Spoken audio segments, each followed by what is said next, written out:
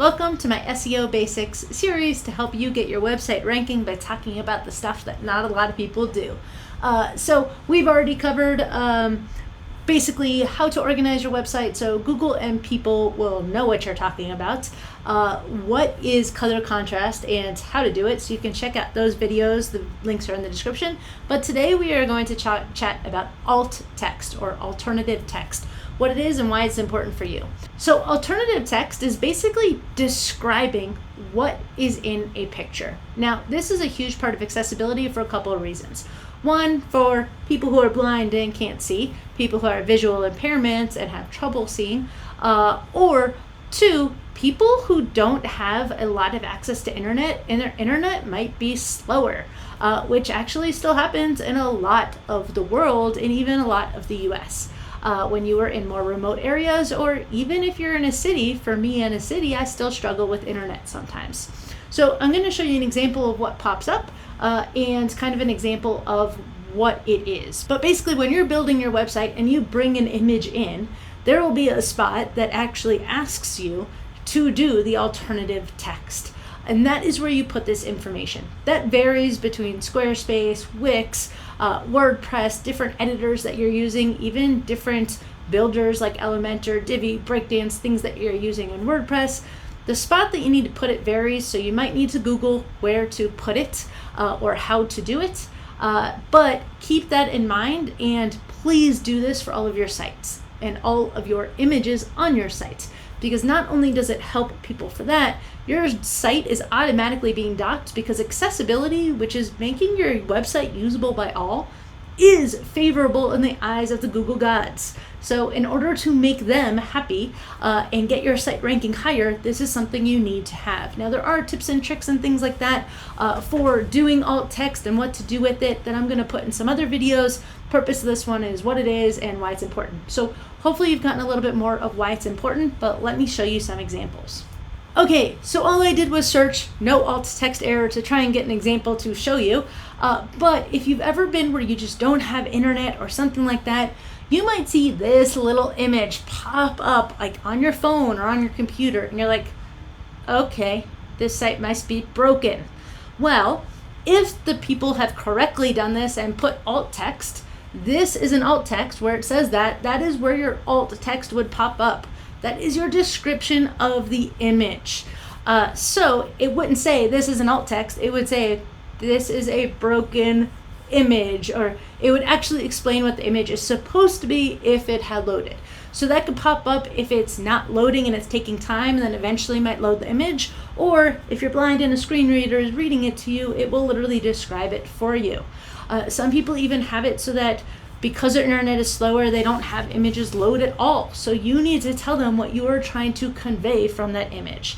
So I looked up in just alt text examples. This was one of the first ones that popped up because I wanted to show you a couple of things. One, this right here is an example. Alt text, broken image symbol with alt text displayed below, tourist pose for pictures, touching the foot of John Harvard. So this is trying to show what it would say if that image could load. It is describing that image. So this right here, you can see it's an error and it is a wording. If you have words that are in there, you do need to put that. But again, I'm going to talk about that in another video on what to actually do for alt text. Or you can also just Google and find something like this that explains it a little bit. I am by no means an expert, and I think that this is a continuously growing process to get better at this. But when you're looking at this image, for instance, somebody needs to describe this. So when you're putting information in, you need to describe it.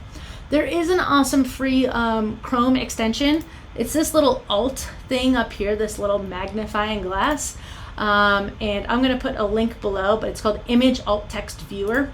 And if you click on that, you'll see that's actually how we got this green text on top.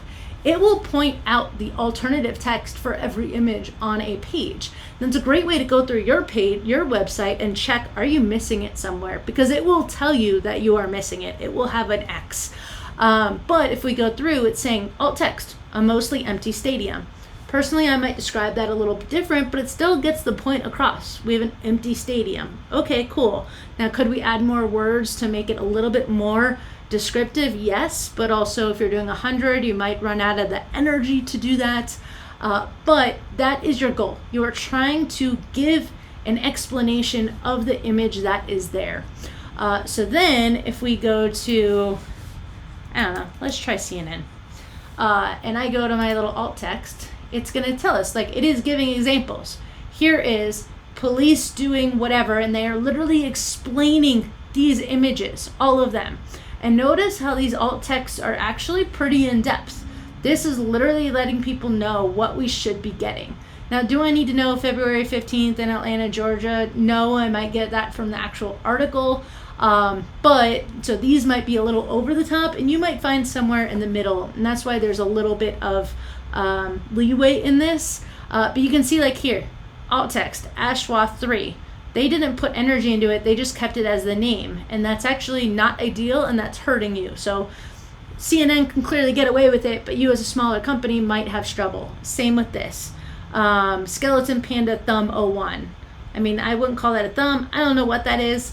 But if you see this little red where it says SVG missing title and description, that's what you'll see if you're actually missing it. Now you'll notice that there is a missing thing here, but there's nothing here. This is why accessibility is partially reliant not just on computers and programs, but partially the human component. Because there's things behind the scenes that aren't relevant, that don't need it. So like there's nothing here to put something on. So it basically, you might get docked for something like that when there's nothing there to do. So having you look at your site is why this is important. But it will point out even on the images if there isn't one. So that's why I like this little plugin. I think it's helpful. But yeah, so that is the reason that alt text is important and how you can kind of go do it. And again, it depends on where you are doing your website, on where to put it. For instance, in Squarespace, if you have a carousel versus just a regular image, you need to put your alt text in a different spot, and sometimes you have to put it under description. Squarespace doesn't do the great with being accessible, friendly for those kinds of things, but there are ways to go around and do this, so feel free to Google or reach out, and I'd be happy to jump in and show you. But I hope that helps, going over some of those things that not a lot of people talk about, but really can help increase your SEO rankings.